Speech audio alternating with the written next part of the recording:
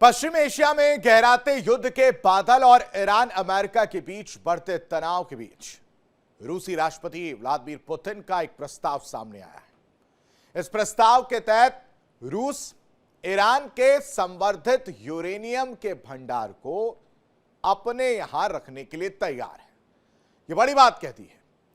इसको लेकर पुतिन का साफ साफ कहना है कि रूस इस मुद्दे पर अमेरिका और ईरान के बीच एक मध्यस्थता की भूमिका निभाता हुआ नजर आएगा और कहा कि रूस के पास ईरान का यूरेनियम रखने का अनुभव है, क्योंकि 2015 के परमाणु समझौते के दौरान भी मॉस्को ने इसी तरह की मदद की थी। पुतिन ने ईरान का बचाव करते हुए यह भी कहा कि इस बात के कोई पुख्ता सबूत नहीं है कि तेहरान परमाणु हथियार बनाने की कोशिश कर रहा है। उनके मुताबिक ईरान का परमाणु कार्यक्रम पूरी तरह शांतिपूर्ण मकसद और ऊर्जा जरूरतों के लिए है। असल में मिडिल ईस्ट टेंशन के बीच रूस ने एक पीस प्लान तैयार किया है। रिपोर्ट्स की माने तो इस पीस प्लान की प्रक्रिया संयुक्त राष्ट्र की परमाणु निगरानी संस्था इंटरनेशनल एटॉमिक एनर्जी एजेंसी यानी IAEA की कड़ी निगरानी में होगी। इसको लेकर पुतिन का कहना है कि यदि सभी एक पक्ष सहमत हो तो ईरान अपना यूरेनियम ऐसे मित्र देश को निर्यात कर सकता है, यानी दे सकता है जिस पर उसे भरोसा है, यानी इशारा अपनी तरफ कर रहा था। ऐसे अमेरिका की चिंताएं भी दूर होंगी कि ईरान इस यूरेनियम का इस्तेमाल हथियार बनाने में कर सकता है। ये जो टेंशन थी अमेरिका को, रूसी राष्ट्रपति ने साफ किया कि उनके पास 3 सूत्रीय प्लान तैयार है। पहला, यूरेनियम की मात्रा की सटीक गणना करना। दूसरा, इसे पूरी तरह IAEA की नियंत्रण में रखना। और तीसरा, IAEA की देखरेख में ही पूरे काम को व्यवस्थित करना। इसके अलावा रूस ने भी यह भी प्रस्ताव दिया है कि वह इस उच्च संवर्धित सामग्री को नागरिक परमाणु रिएक्टरों के ईंधन में बदल सकता है।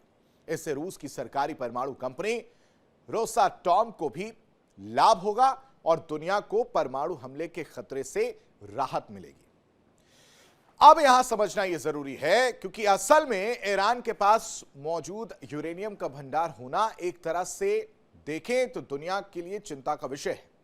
ऐसा इसलिए क्योंकि इसकी शुद्धता का स्तर बहुत ज्यादा है, करीब करीब 60% के आसपास बताया जा रहा है। एक आंकड़ों की माने तो ईरान के पास लगभग 450 किलोग्राम यूरेनियम ऐसा है जो 60% तक संवर्धित है। परमाणु विशेषज्ञों का मानना है कि 60% की शुद्धता से हथियारों के लिए जरूरी 90% शुद्धता तक पहुंचना बहुत आसान हो जाता है। मतलब ईरान अपने पास इतनी मात्रा में यूरेनियम एनरिच्ड कर चुका है जिससे वो आसानी से परमाणु बम बना सकता है। इसके अलावा ईरान के पास 20% शुद्धता वाला 1000 किलो और 3.6% शुद्धता वाला करीब 8500 किलो यूरेनियम भंडार भी मौजूद है। यानी सीधे शब्दों में समझे तो ईरान परमाणु बम बनाने से मात्र कुछ कदम दूर है। और यही वजह है कि अमेरिका और रूस जैसे एटम पावर वाले देश ईरान को रोकना चाहते हैं। अब इन दोनों देशों का इसके पीछे मकसद क्या है, यह तो आने वाला समय बताएगा, लेकिन पुतिन के प्रस्ताव पर प्रश्न चिन्ह जरूर खड़े होते हैं। सबसे बड़ा सवाल यह कि आखिर पुतिन इस विवाद में इतने सक्रिय क्यों हैं, इतने एक्टिव क्यों हैं, इतनी दिलचस्पी क्यों दिखा रहे हैं? क्या वो भी ईरान के परमाणु कार्यक्रम के खिलाफ हो रहे हैं या इसके पीछे कोई और रणनीति है?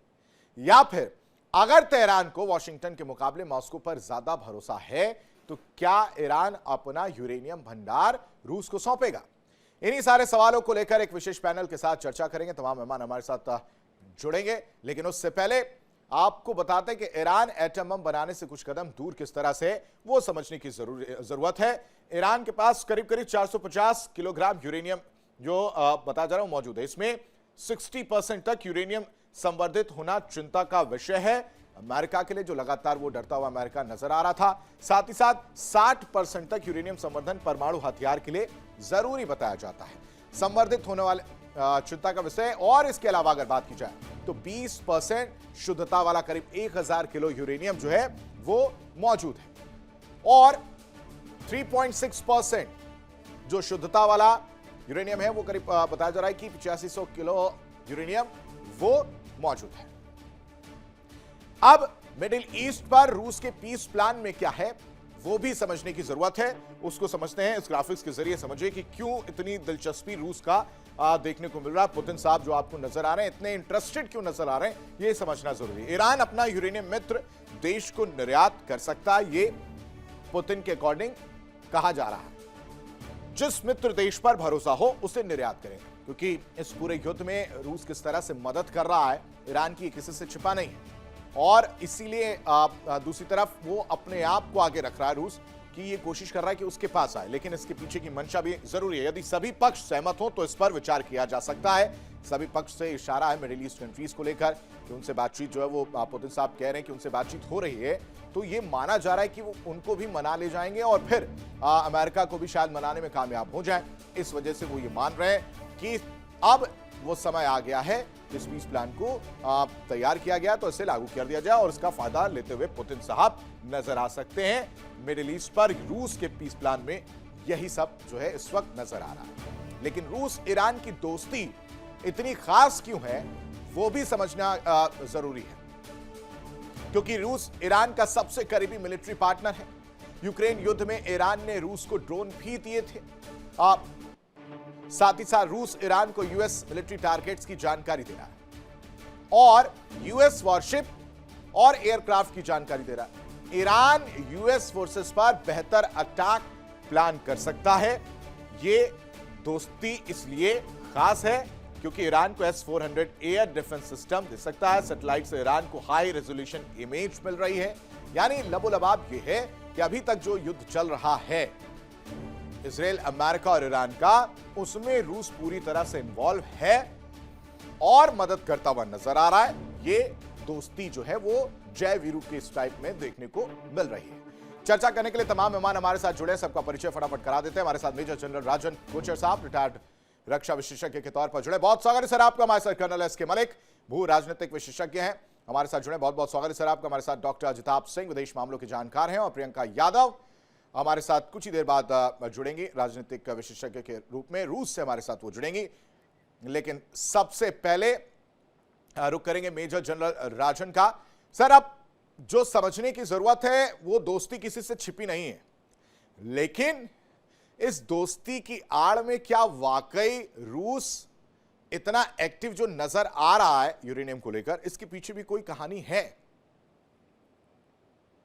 धन्यवाद आपके ने इसको इनवाइट किया मुझे। सर आपको बीच में रहो, हमारे साथ करोड़ी सिंह जी भी जुड़े, बहुत बहुत स्वागत है सर आपका, विदेश मामलों के जानकार हैं, वो भी हमारे साथ जुड़ चुके हैं। सर कंटिन्यू करिएगा। धन्यवाद, आपने मुझे इनवाइट किया और को पैनलिस्ट को भी जय हिंद मेरी तरफ से। देखिए, रशिया और ईरान की एक स्पेशल रिलेशनशिप है और ये आज से नहीं है, बहुत सालों से है।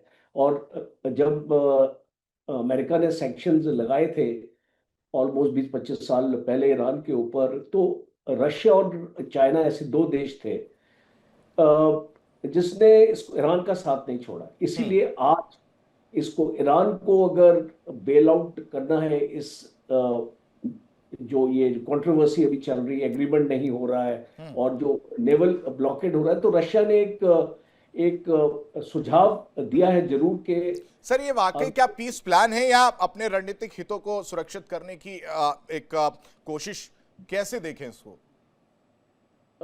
देखिए, इसको आने वाले वक्त में इसको रशिया एक डोमिनेंट रोल प्ले करना चाहता है इस वेस्ट एशिया में, और डोमिनेंट रोल प्ले करने के लिए इसको, ईरान एक ऐसा देश है जो रशिया का इस रोल को इसको आगे लेके जा सकता है और इसको आने वाले वक्त में होने वाला भी है।